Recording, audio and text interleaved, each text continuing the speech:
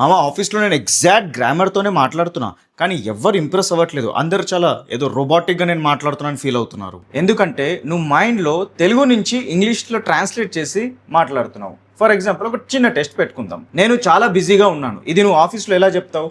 Simple, I'm very busy right now ఇట్లా అంట. Native speakers అలా అన్నారు, I'm tied up at the moment.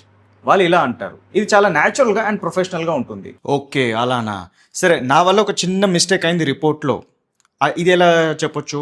I made a small mistake in the report. ఓకేనా? Too textbook bro, న్యాచురల్గా లేదు. న్యాచురల్గా ఐ మెస్డ్ అప్ ద రిపోర్ట్ అను. ఫ్రేజర్స్ వాడితే లాంగ్వేజ్లో లైఫ్ వస్తుంది. ఓకే సరే, ఇంకోటి, let's arrange a meeting tomorrow. ఇది ఎట్లా ఉంది?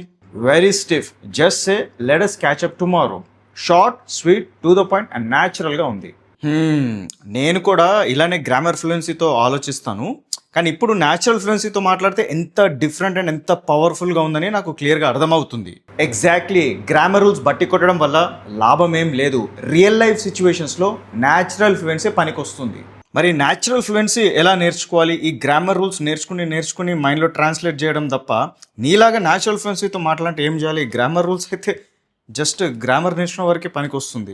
That's the spirit. మీరు కూడా ఇలా న్యాచురల్ ఫ్లూయెన్సీతో నేటివ్ ఇంగ్లీష్ స్పీకర్స్ లాగా మాట్లాడాలనుకుంటే then you got a join speaking lab.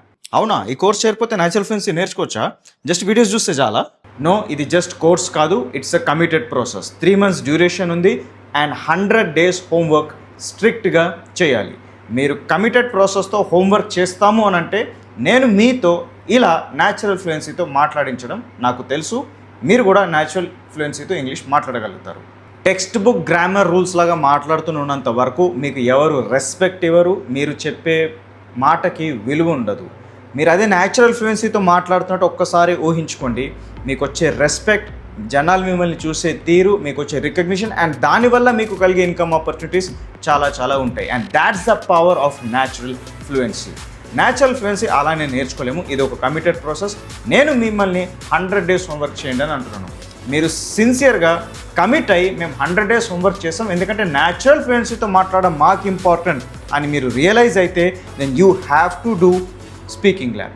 Speaking ల్యాబ్లో అడ్మిషన్ తీసుకోవాలంటే సార్ మేము 100 days హోంవర్క్ చేయడానికి రెడీ అని నాకు వాట్సాప్ చేయండి, నేను మీకు అడ్మిషన్ కలగజేస్తాను.